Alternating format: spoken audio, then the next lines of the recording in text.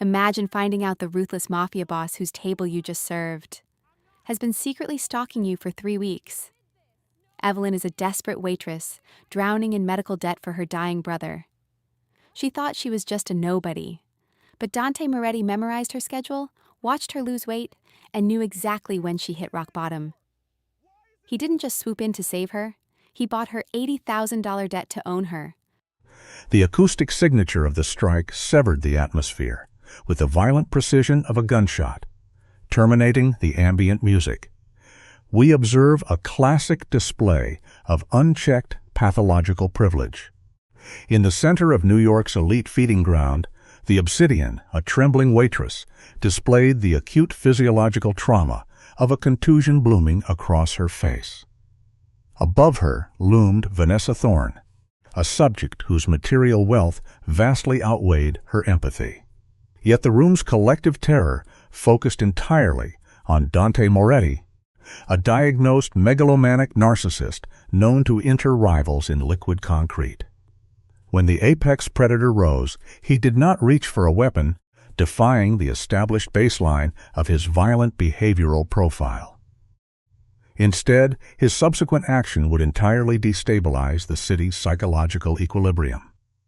Let us examine the subject collar of her univance. She adjusted the rigid collar of her uniform, exhibiting early signs of physical exhaustion and chronic stress. It was 7:45 p.m., and her physiological reserves were severely depleted. Her superior, Marcus, displayed severe somatic anxiety, sweating profusely as he issued a verbal threat regarding Table 4. It was the Moretti Syndicate. You and I must understand how fear conditioning works in a civilian population. Evelyn experienced an immediate autonomic nervous system drop. Every citizen recognized the Moretti pathology without needing a daily news broadcast. They operated as the unseen parasitic network, feeding on the metropolis, with Dante serving as the lethal electrical discharge. Evelyn exhibited a classic trauma response, pushing down her terror because her younger sibling, Leo, required surgical intervention in exactly 1 week. Survival often forces us to commodify our own suffering. She balanced 3 crystal flutes and a bottle of mineral water, intentionally dissociating from her reality. She was no longer Evelyn, the drowning caretaker, but a spectral entity. Moving through a room populated by socially dominant political figures and cultural icons, her heart rate spiked only as she approached the velvet shadows of Table 4, sensing the localized threat. 3 armed enforcers maintained a rigid defensive perimeter. At the epicenter sat Dante Moretti. Visual assessment revealed a male subject approximately 32 years of age, presenting stark deviations from his blurred media profile. His aesthetic was meticulously curated in a charcoal suit, but his ocular behavior exhibited the hollow, understimulated gaze of an apex predator scanning a confined enclosure. Beside him sat Vanessa Thorne, offspring of a functionally corrupt enterprise. Her physical presentation was highly sexualized yet weaponized, clad in crimson. She manipulated her cellular device with a hostile detachment, a textbook display of narcissistic shielding against external social stimuli. Evelyn initiated verbal contact, attempting a neutral, submissive posture as she offered their beverages. Dante withheld eye contact, a microaggression asserting absolute dominance, merely tapping 1 digit. Vanessa, conversely, deployed immediate verbal hostility, mocking the delivery time. Evelyn executed a forced appeasement smile, apologizing while distributing the glassware. Suddenly, Vanessa issued a sharp command to halt, manifesting a fabricated grievance about a non-existent blemish on the rim. When Evelyn politely stated the glass was uncontaminated, Vanessa escalated the conflict dramatically. She accused Evelyn of defamation, elevating her vocal pitch to dominate the acoustic space of the dining area. Retreating into survival compliance, Evelyn offered immediate restitution and reached for the contaminated object. Vanessa violently intercepted the motion, demanding the liquid while verbally disparaging Dante's emotional availability. As Evelyn commenced pouring Nuit, Vanessa initiated a sudden, erratic physical gesture, colliding her elbow against Evelyn's wrist. The heavy glass vessel slipped. We often perceive traumatic events in slow motion as the brain desperately processes the incoming threat. The expensive vintage fluid bypassed Dante completely, finding its target on the fabric of Vanessa's crimson garment. The surrounding environment immediately descended into a profound, suffocating absence of sound. Vanessa released a vocalization entirely devoid of human restraint, a primal eruption of pure, unadulterated hostility. Her facial musculature contorted into a grotesque display of narcissistic injury as she stood, verbally degrading Evelyn with dehumanizing language. Before Evelyn's cognitive processing could formulate an apology, the physical strike occurred. The backhand delivery was amplified by a dense carbon gemstone, connecting violently with Evelyn's facial structure. The kinetic transfer displaced the victim entirely, sending her collapsing to the marble surface while the tray generated a chaotic metallic noise. The ambient music ceased immediately as the collective group mind registered the sudden violence. Acute localized trauma registered instantly on Evelyn's face. A thermal sensation accompanied the distinct metallic taste of internal hemorrhaging. Her tear ducts produced fluid, not from emotional despair, but from the raw neurological shock of the blunt force. Vanessa loomed above her, a dominant aggressor demanding visual submission while threatening total financial and occupational ruin. The manager, Marcus, arrived exhibiting severe pallor. His primary instinct was to protect the apex predators by sacrificing the weakest member of his hierarchy, demanding Evelyn's immediate expulsion. As the disoriented girl attempted to articulate her innocence, Vanessa prepared to inflict a secondary physical assault. Vanessa justified her violence by citing the disruption of her personal gratification. Evelyn engaged an instinctive defensive posture, bracing for the anticipated kinetic impact.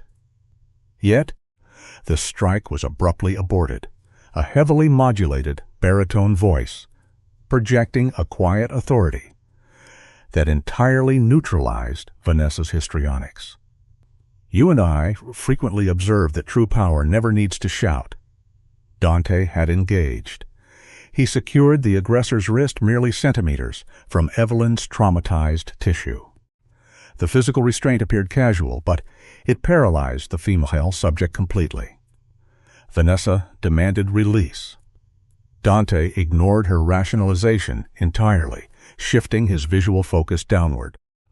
For the initial time during this clinical observation, the megalomaniac scrutinized the casualty. His gaze processed Evelyn systematically.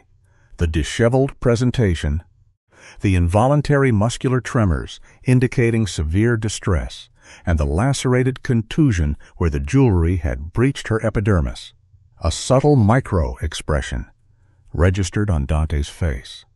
It was entirely devoid of empathetic pity, reflecting instead a complex, dark possessory calculation. The environmental silence was absolute. Observing such raw aggression among the elite is a statistical anomaly, but witnessing a Moretti intervene is an active hazard.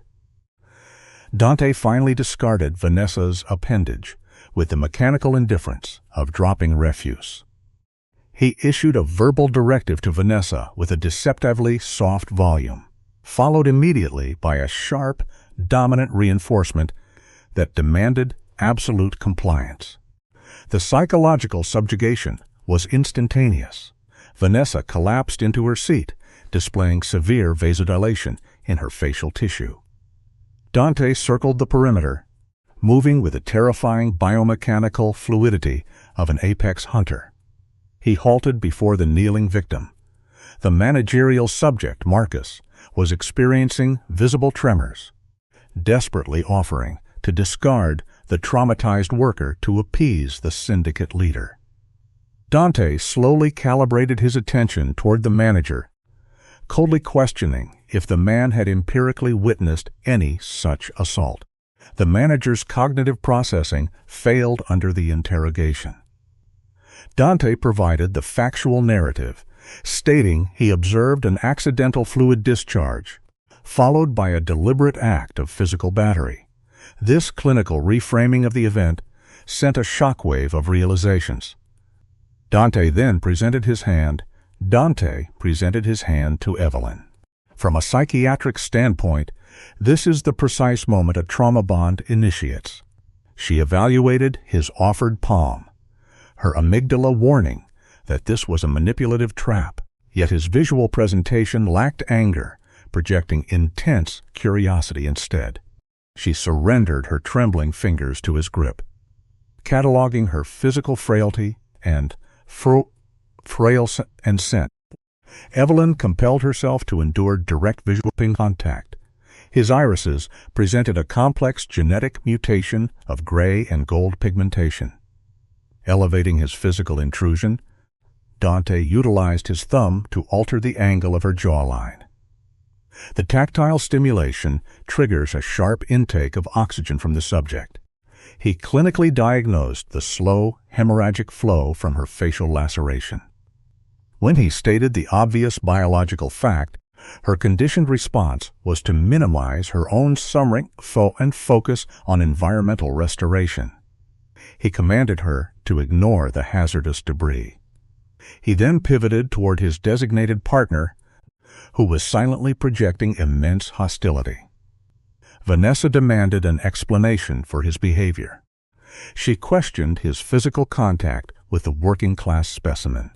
Dante extracted a sterile textile from his garment and applied direct pressure to Evelyn's damaged tissue, instructing her to maintain the compression. Her cardiac rhythm accelerated dramatically, simulating the trapped panic of a captive organism. She verbalized a desperate plea for occupational preservation, which the megalomaniac entirely disregarded. He redirected his dominance toward a peripheral staff member, demanding the financial tally for the table. Vanessa elevated her physical posture again, protesting the termination of their social itinerary. Dante declared the sequence of events concluded, prompting Vanessa to redirect blame toward the victim. Let us open the case file on Dante Moretti. You and I are going to examine a textbook display of antisocial dominance. Because this clumsy waitress ruined my Versace, Vanessa stated. She failed to realize the psychological tripwire she had just crossed. Dante stepped into her physical space, projecting palpable menace. No. His voice dropped to a dead quiet. He stated he refused to break bread with those who abuse people they view as beneath them, citing a lack of discipline. It was not a defense of absolute the waitress. It was a demonstration of absolute control. Vanessa asked if he was taking the waitress's side over his fiancée's. Not anymore, Dante replied. She threatened to call her father to protect the Moretti name. Dante simply did not care. Megalomaniacs rarely do. Dante turned his back on her, a classic dismissal tactic, and locked his focus onto Marcus. He noted that the manager was about to fire the girl. Marcus swallowed hard, stuttering nervously about company policy for damages. Dante demanded the subject's name. Evelyn. Evelyn Vance. Dante repeated it softly, letting the syllables roll off his tongue like a newly discovered obsession. Then came the ultimatum dawn. If Tri promised to Moretti, Dante was not to buy the building, burn it to the ground, and construct a parking lot over the ashes. The pathology here is clear. A terrifying display of omnipotence. Marcus, entirely subjugated, frantically agreed, declaring her employee of the month. Evelyn stood frozen, eyes dilated in terror, clutching a blood-stained handkerchief. Get your coat, Evelyn, Dante commanded. He informed her that her shift was over. She required a doctor for the laceration, and she would not be taking the subway home. Her fight-or-flight response activated immediately. "I cannot go with you," she stammered, correctly identifying him as a threat. Dante smiled, a micro-expression of sharp, predatory amusement. He noted that everyone knew who he was, but conceded her point. He detailed his plan: drive her to the hospital, then drop her at her door. Nothing more. Then, the psychological lever was pulled. He lowered his voice to a private murmur, asking if she preferred to remain with a manager who wanted her fired, and a woman eager to cause her bodily harm. It is the classic isolation technique of a skilled manipulator. Evelyn evaluated her environment. Vanessa was aggressively dialing her phone, projecting raw hostility. Marcus emanated fear and resentment. She looked back at Dante. He was an apex predator. Yet he represented temporary physical safety. "Okay," she whispered, a tragic concession to a greater threat. Dante offered his arm. As they exited the restaurant, leaving the stunned former fiancé and terrified staff behind, Evelyn felt the collective gaze of the room burning into her spine. She had arrived as an invisible worker and was leaving on the arm of a recognized sociopath. Stepping into the cool night air toward a sleek black limousine, she remained entirely unaware that the physical assault she had just endured was merely the beginning of her true psychological unraveling. She had unwittingly triggered the fixation of the most possessive, narcissistic personality in the city. Dante Moretti did not assist humans. He collected them. The heavy car door sealed them in a sensory deprivation chamber. Now Dante instructed, his features cloaked in shadows. "Tell me about the man you are working so hard to save. Tell me about Leo." Evelyn's nervous system flooded with ice. She had never spoken that name aloud to him. How could he know? The limousine's interior was a vacuum, entirely isolated from the chaotic streets outside. It was clinically pristine, smelling of expensive Italian leather and a sharp cologne that evoked cedarwood and cold steel. The psychological trap was closing rapidly, and the subject was already sealed securely inside it. The windows were tinted so heavily that the outside world dissolved into mere smears of neon.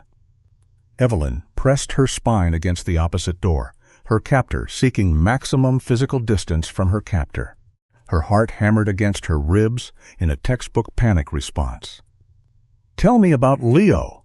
The demand hung in the sterile air, far more agonizing than the physical strike she had taken earlier. Leo was her psychological anchor. He was 16 years old, battling acute lymphoblastic leukemia. He was the sole motivation for her grueling 60-hour work weeks, pushing her body until her feet literally bled.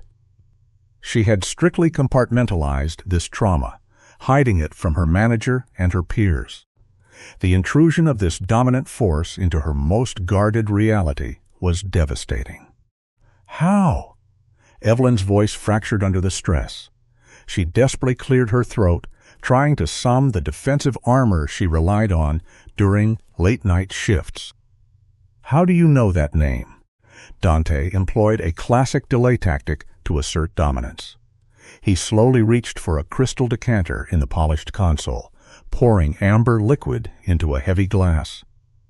He offered her nothing. He stated that it was his business to know the individuals handling his food. He took a deliberate sip, keeping his gaze locked forward. He noted that he paid special attention to those who were trembling so violently they could barely hold a serving tray. Evelyn flushed with humiliation. She defended herself, claiming the high-pressure job simply made her nervous. "No," Dante corrected her, with a soft, patronizing tone. He turned his head to examine her. In the muted cabin light, his eyes were entirely devoid of empathy. He explained that Marcus was nervous, whereas she was experiencing pure desperation. He noted there was a distinct difference in the biological scent of the two emotions. He placed his glass down with a precise, echoing clink. The realization hit her with terrifying clarity. She whispered that he had been watching her, that this was not a spontaneous encounter.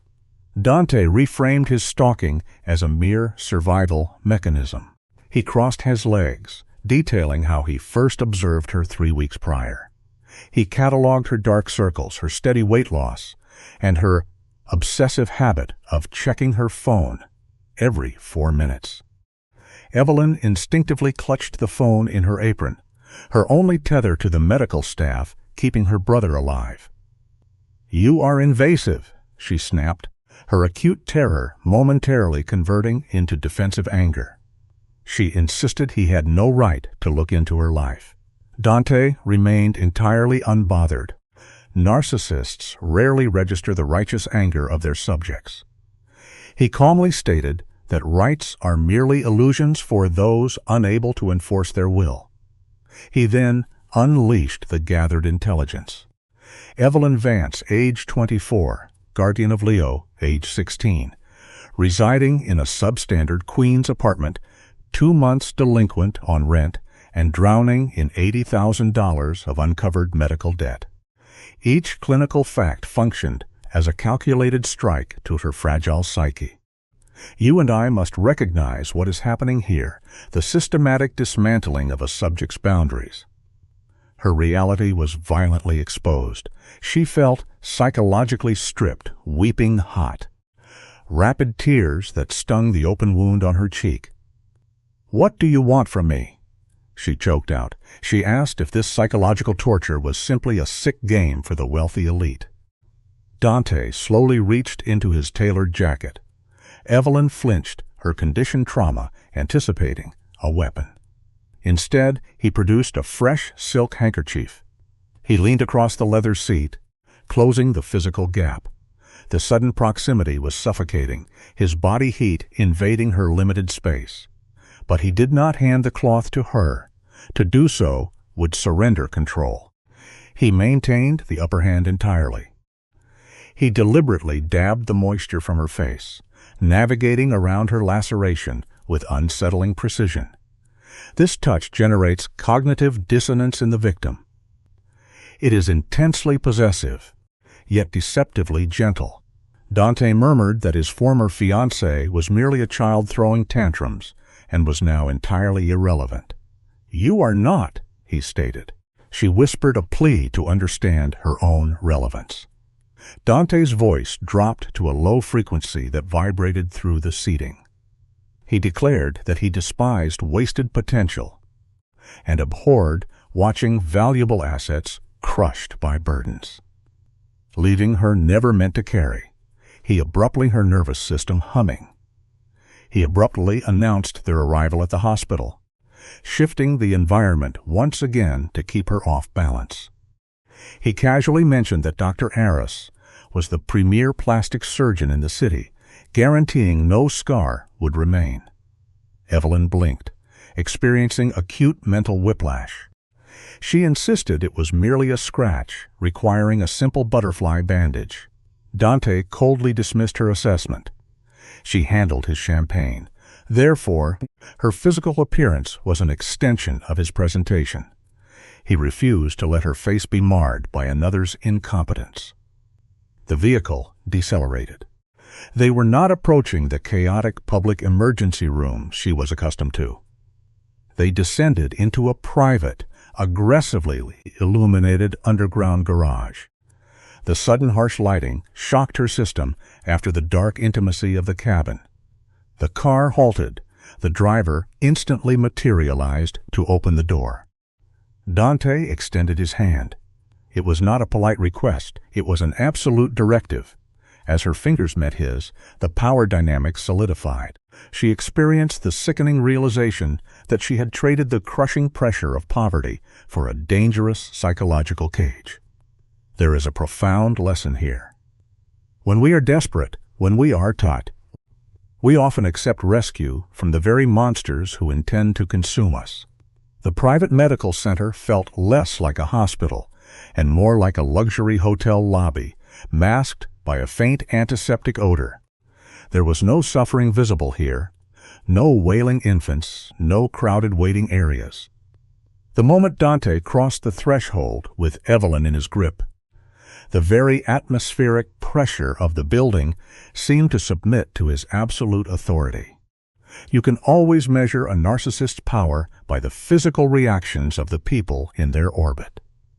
Two reception nurses immediately snapped to attention, their posture rigidly correcting on instinct. Dr. Aris, clad in an immaculate suit, scrambled from his office, projecting the exact same primal terror the restaurant manager had displayed earlier. He breathlessly greeted his benefactor, frantically inquiring if Dante himself was injured. "Not me," Dante replied smoothly. He placed a commanding hand on the small of Evelyn's back, his body heat searing through her cheap uniform. He stated she had an unfortunate encounter with some jewelry and ordered the physician to fix it. She was swiftly ushered into a clinical examination suite that dwarfed her entire apartment in Queens. Today, you and I are going to unpack a rather fascinating case file.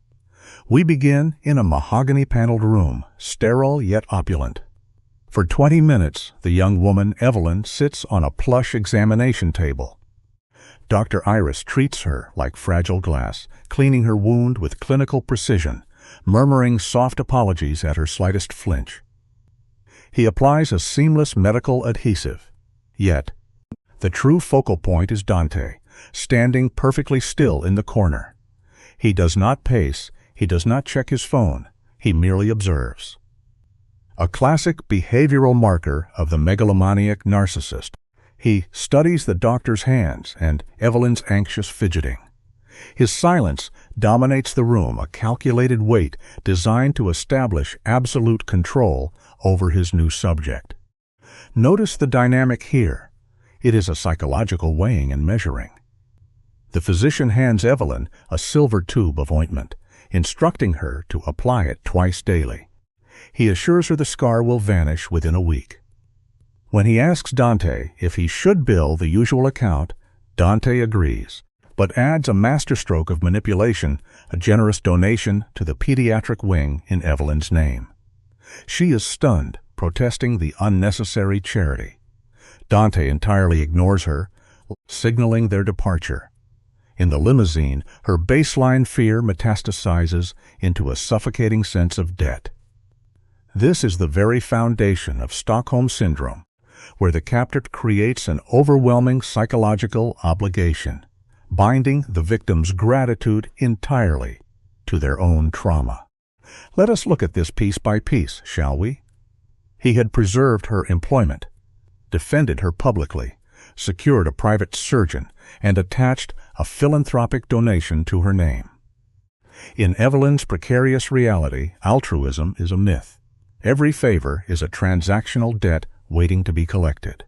She quietly directs him to Queens, providing an address in a neighborhood that men of Dante's socioeconomic profile only observe through tragic news reports. As the gleaming Manhattan skyline fades into gritty, decaying brick tenements, Dante remains entirely unbothered. He exudes the same predatory comfort here as he does in a corporate boardroom. When the sleek vehicle finally stops, Evelyn is engulfed by a profound, paralyzing shame regarding her own poverty. The environment is a vital factor in this assessment.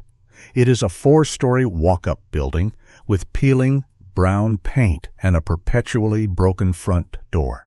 Local loiterers stare in open-mouthed shock at the luxury sedan idling on their street. Desperate to escape his suffocating proximity, Evelyn thanks him and reaches for the door handle. Dante does not raise his voice, yet his soft command instantly paralyzes her motor functions. He turns toward her, the ambient street lamp, casting half of his face in stark shadow, amplifying his severe, predatory features. He states coldly that they must discuss the future. Evelyn, exhausted and trapped, can only ask if he means her future. The subject is entirely unaware that the trap has already snapped shut. She attempts to negotiate from a position of absolute powerlessness, promising to work hard and remain invisible at the restaurant. Dante deliberately shatters that illusion. Using her first name to breach her psychological boundaries, he clarifies that he is not interested in the restaurant. He is talking about Leo. He clinically recites the facts. Leo requires surgery next Tuesday, and the subsequent 6 weeks of targeted chemotherapy demand a copay of $25,000, money she does not possess. Evelyn begins to tremble uncontrollably. It is a devastating reality check. She had just been denied a loan and was desperately praying for divine intervention. Instead, the architect of her ruin sat beside her. She whispers, horrified by his exact knowledge. This is where the megalomaniac narcissist truly reveals his methodology. Dante calmly explains that he owns the specific collection agency holding her medical debts. He purchased her file that very morning. The physiological response in Evelyn is immediate nausea. He does not simply possess her financial obligations. He has successfully commodified her terror. Breaking down completely, she begs to know what he wants, crying that she has absolutely nothing to offer. Dante leans into her personal space, his eyes catching the dim light with a hard, diamond-like calculation. He softly informs her that she possesses exactly what he requires: anonymity, absolute desperation, and total dependence upon his whim. He then produces a sleek, black business card. He presses the card, embossed only with a silver telephone number, into her trembling palm. His justification is entirely devoid of human empathy.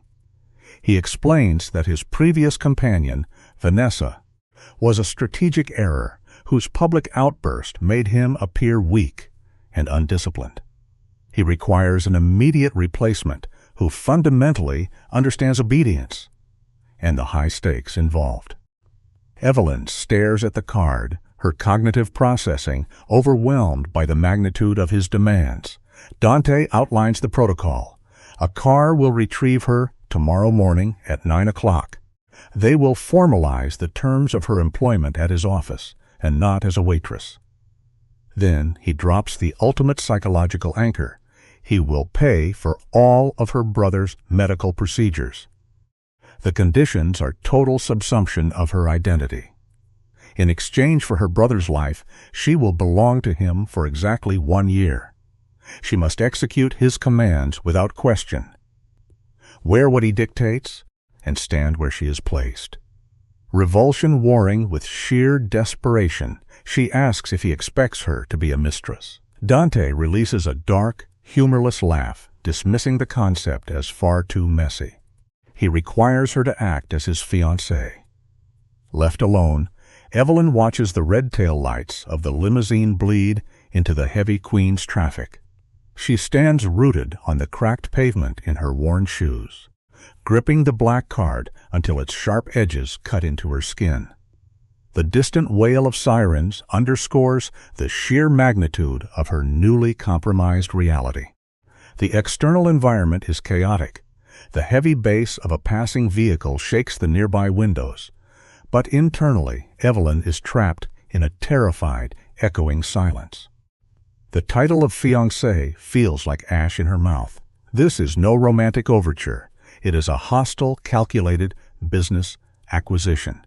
You and I have probably both witnessed how predators operate, and Dante had looked at her exactly like a wolf, assessing the precise effort required to bring down a wounded deer.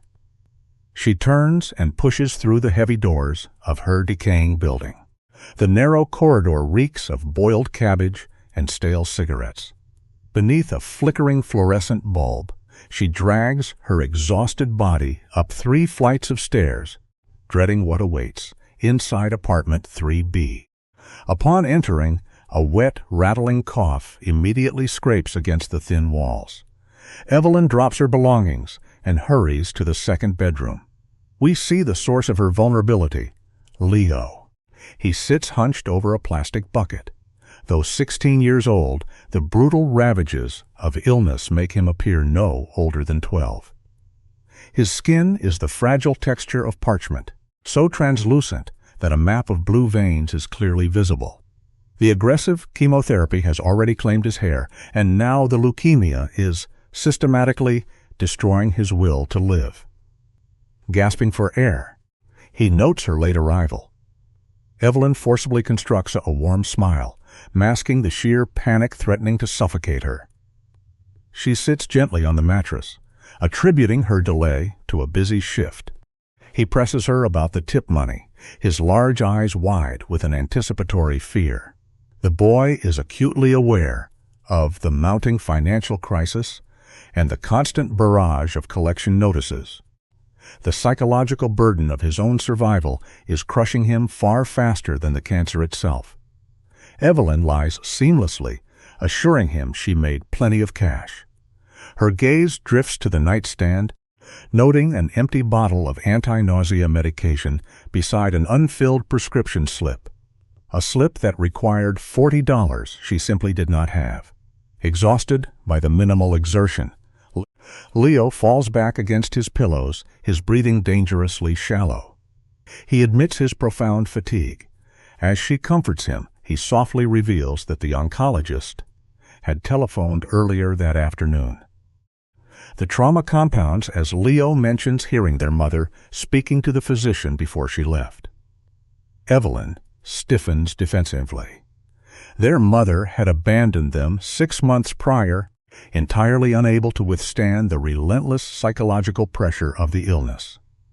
Leo is clearly disoriented, his mind drifting dangerously between past traumas and present realities. When Evelyn asks what the doctor said, the boy relays the devastating truth. His white blood cell counts are too low. The hospital is suggesting hospice care. That single word hangs in the stagnant air of the bedroom. Hospice is the clinical surrender to death. Unable to maintain her composure, Evelyn retreats to the narrow kitchen, turning on the faucet to drown out the violent sound of her own weeping. $80,000. That is the exact mathematical value assigned to her brother's continued existence. She stares down at the peeling kitchen counter, surveying the scattered stack of final warnings, eviction threats, and aggressive medical bills. Slowly, she opens her clenched fist. The black card, with its silver numbers, catches the dim light. Dante Moretti is widely recognized as a monster, a man who operates purely within the shadows and treats legal boundaries as mere suggestions. Consenting to his parameters is synonymous with signing away her autonomy. Yet, as another agonizing cough echoes from the bedroom, shattering her resolve, Evelyn accepts her defeat. Survival dictates that she can no longer afford the luxurious concepts of morality or personal fear. At exactly 1 a.m, she dials the silver numbers. Dante answers immediately, his voice clinically detached. He had been waiting, certain of her capitulation. Evelyn whispers her surrender into the dark apartment. Dante expresses no vulgar triumph, only the cold satisfaction of a validated hypothesis. You and I must remember a harsh but vital truth. Sometimes, the darkest bargains we make are born not from greed, but from the most desperate kind of love. He instructs her to pack a single bag, confirming her brother will be safely secured in a private medical wing at St. Jude's by noon tomorrow. With that single transaction, the trap snaps shut. The total psychological takeover of Evelyn Vance is now officially complete. Today, you and I are going to unpack a textbook case of coercion masquerading as a bargain. When the call ended, Evelyn collapsed on the floor, pulling her knees tight against her chest. In her mind, she had just sold her life to the most dangerous predator in the city. But maternal instinct is a powerful override. She would have gladly handed her soul to the devil if it meant young Leo would live to see 17. That is the life lesson here. Love makes us blind to the trap being set. At 9 in the morning, the extraction began. No flashy limousine arrived. Instead, a black armored assault vehicle pulled up, driven by Silas, a scarred enforcer who operated strictly as Dante's blunt instrument. Tossing her battered luggage into the back, he offered only 2 words: "Get in." Leo was already gone. Transported by a private medical team, Dante had orchestrated. An hour prior, Evelyn had held the boy tight, constructing a necessary fiction about a live in a insistent job. The lie burned in her throat. Yet sometimes the deepest acts of care require the darkest deceptions to shield those we love. The journey into Manhattan was clinical and silent. Silas drove with aggressive hostility, treating every other vehicle as an obstacle to be bullied off the asphalt. This was typical behavior for an underling of a megalomaniac. They arrived at Moretti Tower in the financial district. It was an imposing monolith constructed of black glass and reinforced steel, clawing upward into the gray sky like a jagged weapon designed to intimidate. The structure functioned entirely as a fortress to separate the predator from the prey. Silas escorted her to a hidden elevator, unlocking it with a retinal scan. The rapid ascent caused her ears to pop, a physical reminder of her shifting altitude in Dante's world. The doors opened straight into his penthouse sanctuary. Narcissists often design spaces to reflect their perceived godhood, and this vast room was no exception. Floor-to-ceiling windows offered a sweeping, dominant view of the city below. The furnishings were sparse and aggressively modern: dark wood, cold chrome, and black leather. The air conditioning was deliberately kept freezing, leaving Evelyn shivering in her thin cardigan as she faced Dante, who sat perfectly still behind a solid obsidian desk. Let us analyze his immediate display of dominance. Dante was on a call, firing off rapid Italian syllables, deliberately ignoring her entry. He merely pointed a finger at the empty chair. "Sit." Evelyn obeyed, folding her trembling hands in her lap. This is a standard isolation tactic. Make the subject feel as small as an insect trapped in a jar, completely at the mercy of the observer. Terminating the call without a greeting or a smile, he slid a thick stack of documents across the polished black surface. He called it a contract. The bold header demanded cohabitation and engagement. When he asked if she had legal representation, it was not a genuine inquiry. It was a rhetorical flex. He already knew she was utterly alone in this transaction. He stood, walking around the desk to loom over her, arms crossed. This physical positioning is classic behavioral intimidation. She picked up the heavy paper, her stomach churning as she processed the academic, cold language of her own captivity. Party B agrees to portray the fiancé of Party A. Absolute fidelity required. All interactions with the opposite sex subject to his explicit approval. Looking back, we can see the seeds of Stockholm Syndrome being planted right here, wrapping extreme control in the guise of a formal agreement. When she read the penalty for breaking the non-disclosure clause, the blood drained from her face. Ruin and endless litigation. Dante dismissed her sheer terror with a smooth, empty remark about standard clauses. His voice grew cold, stripping away the legal facade to reveal the true violent threat beneath. If she betrayed him, if she spoke to the press, or looked at another man, lawsuits would be a mercy. The promise of physical harm hung heavily in the freezing room. When she whispered that he owned it, the timeline to 12 months. Here is where manipulation becomes absolute. Here is where the manipulation becomes absolute. He detailed the life-saving care he had already purchased for young Leo, the surgery, the chemotherapy, even buying a bone marrow donor if required. By securing the child's survival, he framed his tyranny as salvation. Leaning close, smelling of sharp cedar, he stated his final terms. She was his property now. She would wear his ring and live his lie. We see this pattern often. You and I must recognize the severe pathology at play when he demands she make the world believe he is captivated by her. Evelyn, finding a tiny spark of defiance, questioned why a powerful man would not simply hire an actress instead of a hostile waitress. His reaction was pure, unfiltered megalomania. He reached out, his fingers clinically lifting her chin to the light, brushing a fading bruise on her cheek. He explained that paid professionals were merely pretending. He required her genuine terror, her profound hatred, and her absolute desperation to make the performance believable. Because a man like Dante does not do nice. The lesson here is chilling. Sometimes, monsters do not want your love. They just want your authentic fear. Today, you and I are going to unpack a rather fascinating case file. Let's examine the subject, Dante. To truly understand a megalomaniacal narcissist, observe how they claim possession. He told Evelyn he did not want a compliant doll, but someone who looked at him with raw, unmasked fear. Notice the behavioral dominance. He did not ask for her hand. He simply took it. He presented an absurdly large emerald-cut diamond. In my clinical experience, offenders use opulent gifts not as affection, but as psychological shackles. He slid the cold, heavy ring onto her trembling finger, pulling her into his physical space to establish absolute control.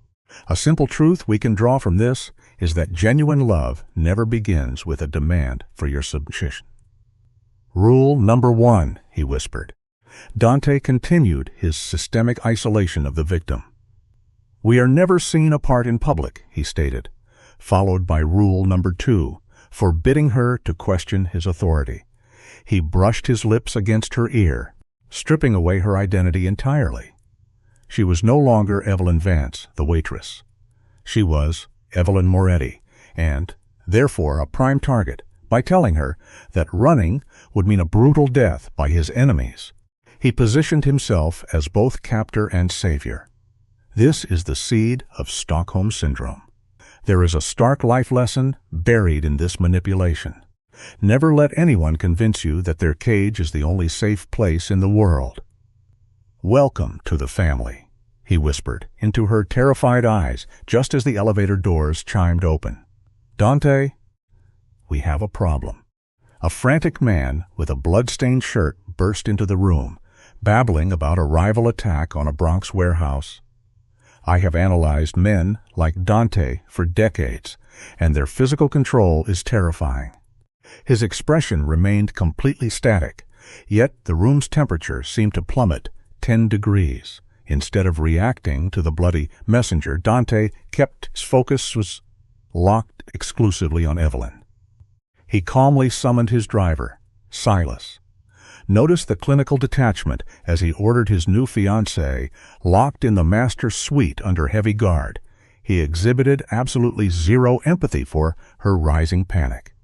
This reinforces a vital life lesson. A person's true character is not revealed when things are calm, but rather in how they manage sudden chaos. He finally dropped her trembling hand. Dante gazed at the city like it was a chessboard. The war I told you about, he said, adjusting his cuffs with psychopathic calm. It just started. The drive to the estate became an exercise in sensory deprivation. Silas drove the armored vehicle in suffocating silence. In the back seat, Evelyn exhibited classic self-soothing behaviors, twisting the heavy diamond ring digging into her skin. She cognitively rationalized her trauma, telling herself she traded her freedom for a loved one's life.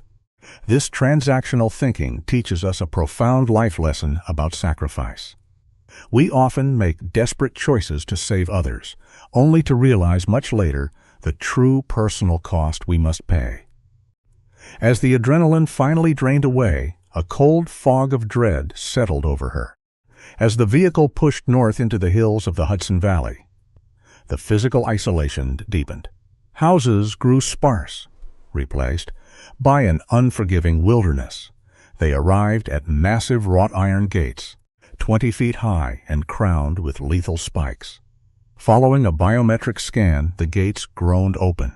"Where are we?" Evelyn asked, her voice shrinking in the cavernous car.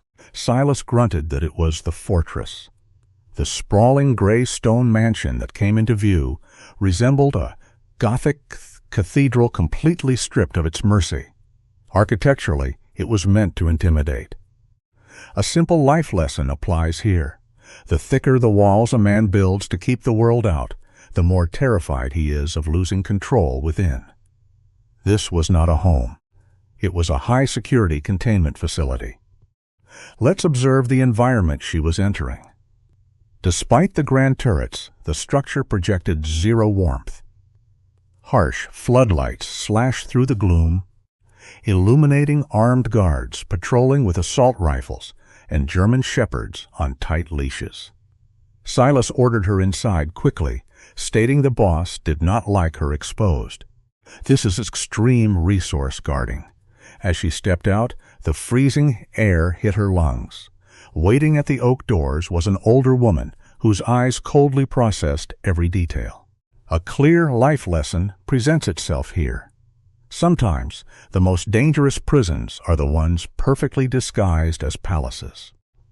This sprawling estate was fundamentally designed to break a captive's psychological resistance before they ever stepped foot inside the main house. The housekeeper, Martha, functioned as the warden of this facility. Dressed in a severe black gown, she stated that Dante demanded Evelyn be taken directly to the master suite. Evelyn stammered, asking for a guest room so as not to intrude. She was still clinging to the illusion of normal boundaries. Martha looked down from the staircase with a chilling mix of pity and absolute sternness. "There are no guests here," she stated. "You sleep where he sleeps. That is the rule." Evelyn's heart hammered against her ribs as the reality of her subjugation took hold. Walking past oil paintings of predatory men, we are reminded of a heavy life lesson. When you agree to play a part in a monster's story, you forfeit the right to write your own ending. She was completely trapped in his web. Let's open the case file of Evelyn Vance.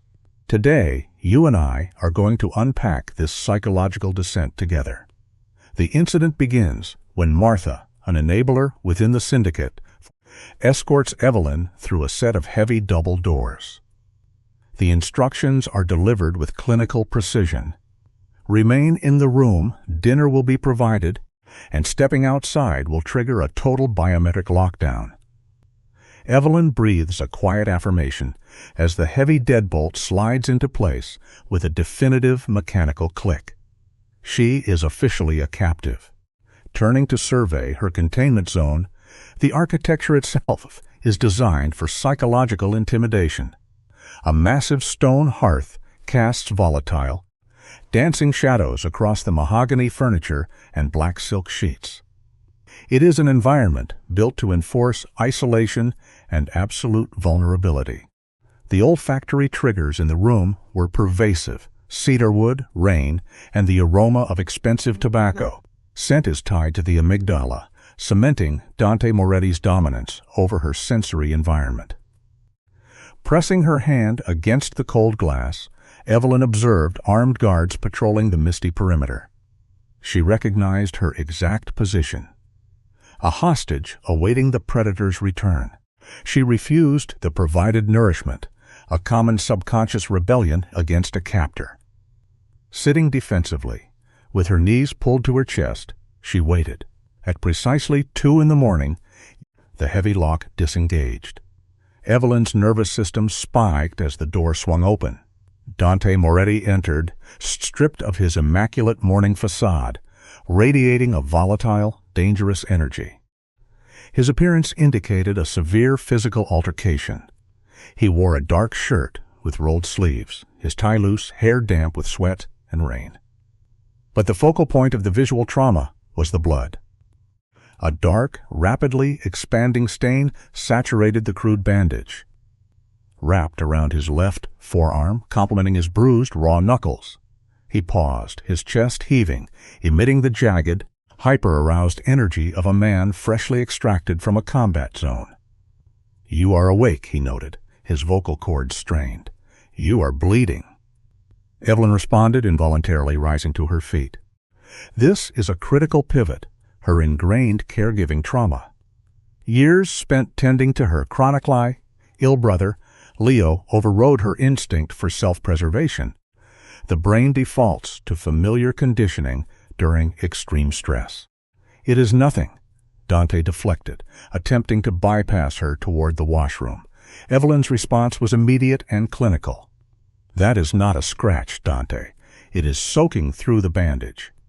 He halted, his pupils dilated with residual adrenaline from the night's violence.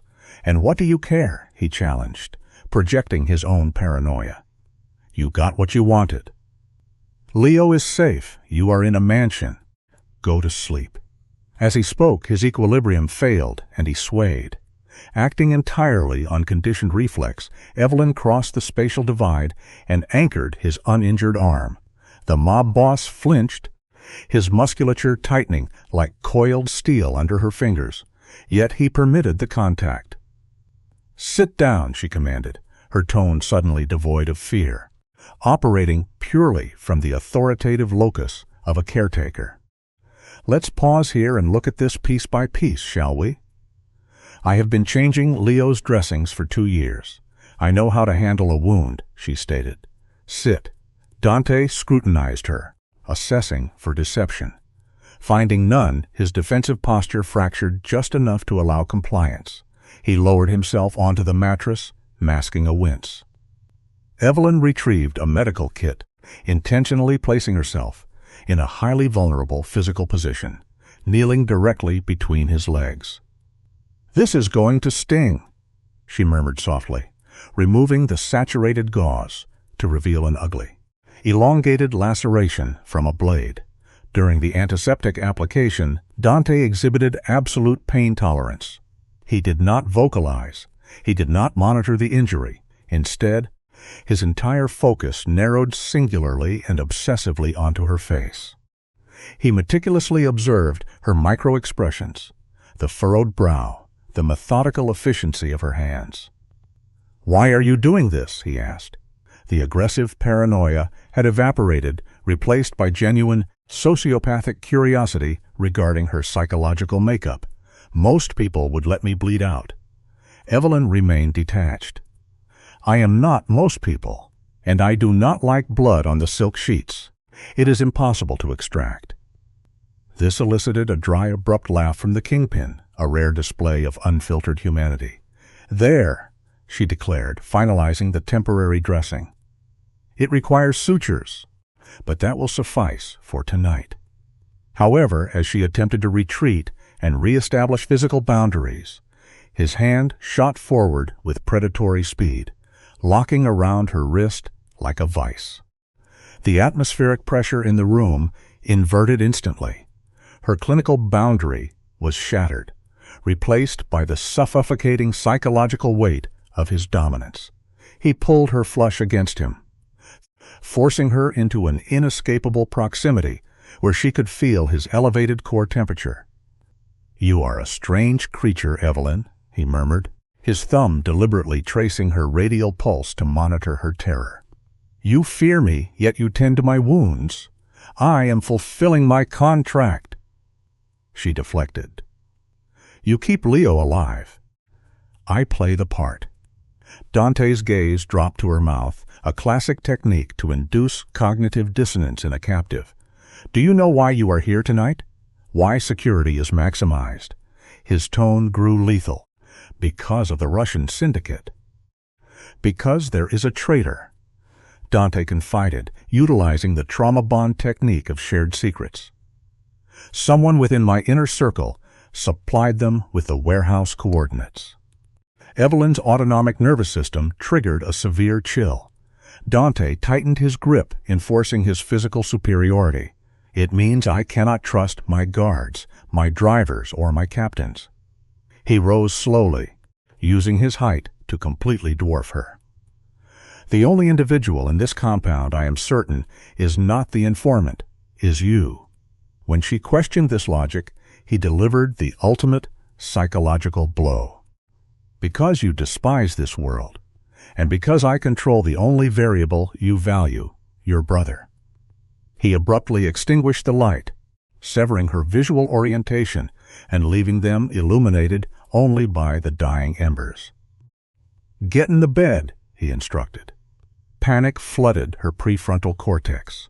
She attempted to cite their contractual agreement, but he instantly neutralized her argument. "The contract states you comply with my directives." He stripped off his ruined shirt, exposing his heavily scarred torso. "I require REM sleep to physically recover. If an assassin breaches that perimeter, tonight I need absolute certainty of your exact spatial location." He reclined onto the mattress, seamlessly sliding a loaded firearm beneath his pillow, then indicated the vacant space beside him. "I will not assault you," he stated with exhaustion. "But you will sleep beside me. You are my alibi and my witness." Evelyn stood paralyzed, weighing the lethal variables of a man who possessed total dominion over her existence. In my 20 years interviewing high-profile offenders, I saw this exact dynamic between the Sicilian kingpin Vittorio and his captive Luca. Vittorio was a textbook megalomaniac narcissist, and Dante Moretti operates on the exact same pathology. Evelyn realized the acute threat was not merely external. It was resting inches from her spine. She rigidified on the mattress edge, displaying the classic avoidance posturing of a victim developing Stockholm Syndrome.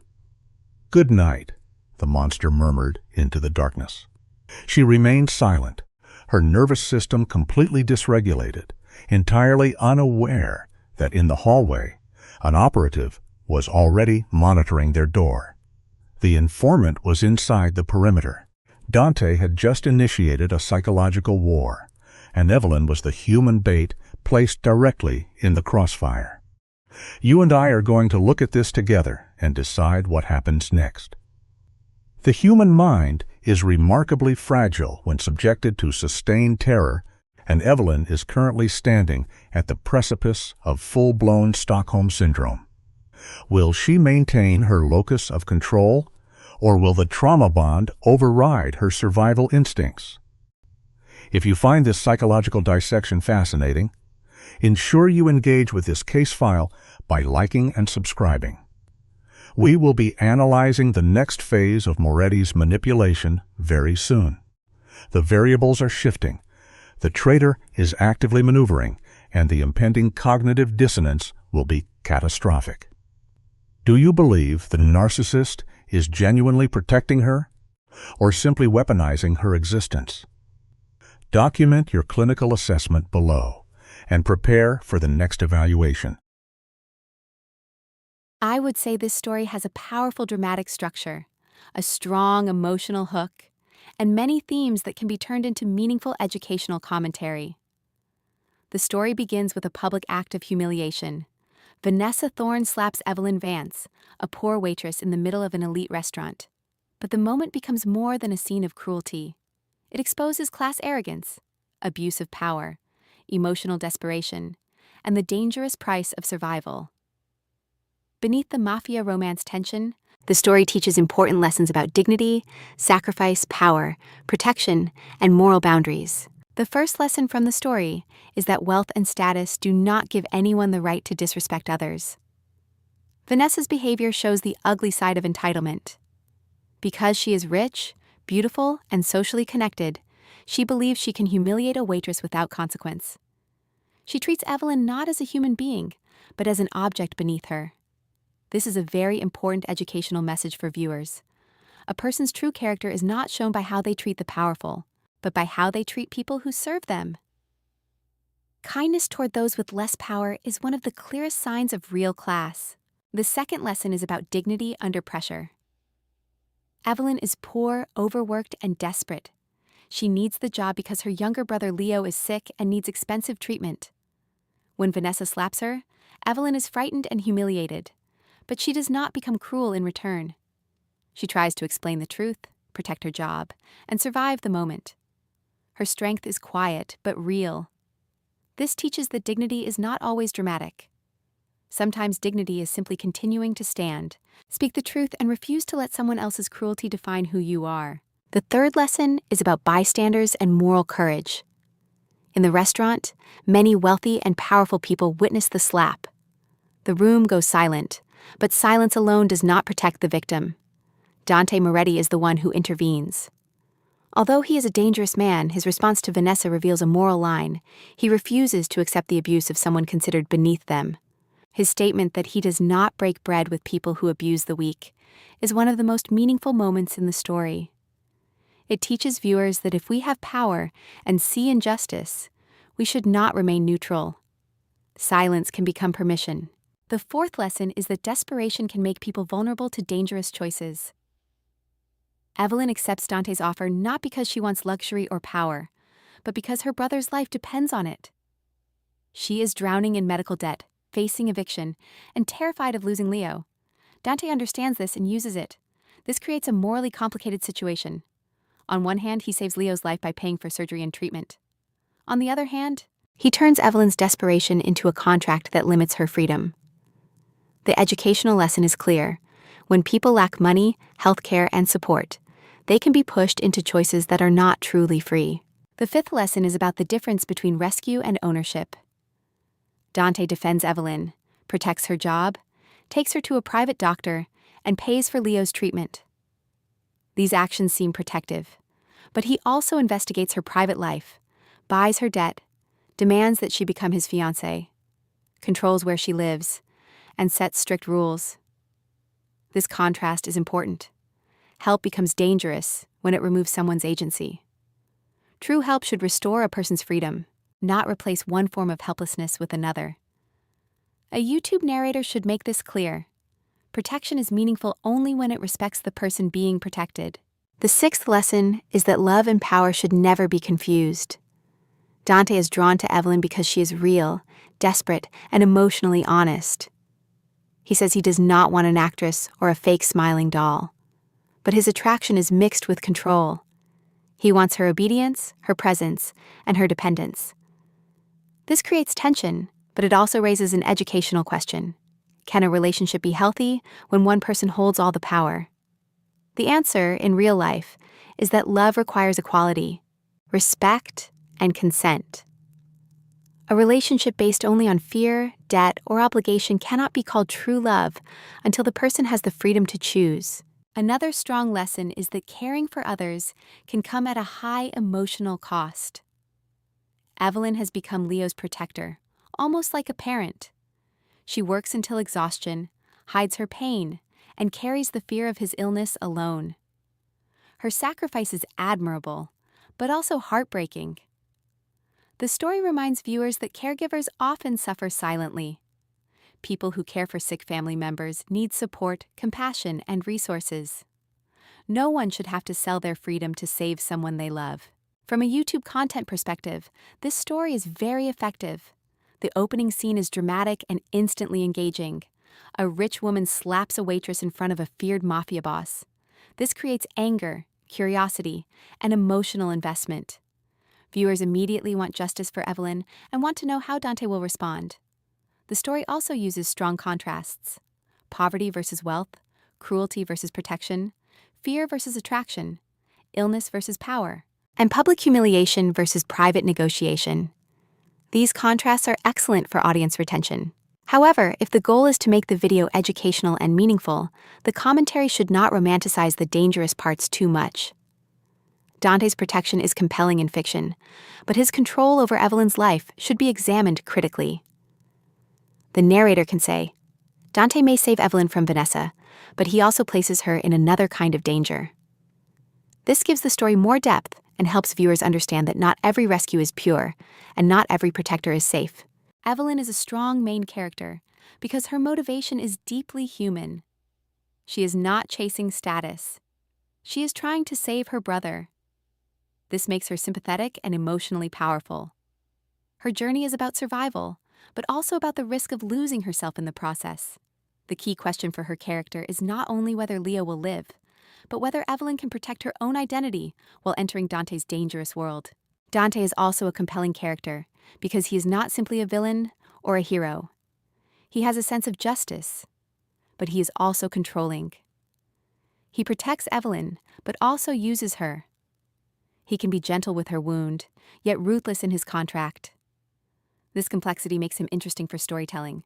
Educationally, he represents the danger of power without accountability. A powerful person may do good things, but if they control another person's freedom, that goodness becomes complicated. The story also teaches that systems matter. Evelyn's suffering is not only personal. It comes from medical debt, low wages, unstable housing, and lack of support. Her situation shows how vulnerable people can be trapped by circumstances. This adds a broader social lesson. A society should not allow illness and poverty to push people into desperate bargains. In conclusion, this story teaches that dignity matters, power must be used responsibly, and true protection should never become ownership. Evelyn's sacrifice for Leo shows the depth of family love, but also the danger of carrying too much alone. Vanessa's cruelty reminds us that privilege without empathy becomes ugliness. Dante's intervention reminds us that standing against abuse matters, but his contract reminds us that help without freedom can become another form of control. The strongest educational message from this story is this: never treat people as disposable because of their job, poverty, or social status, and never confuse being saved with being free.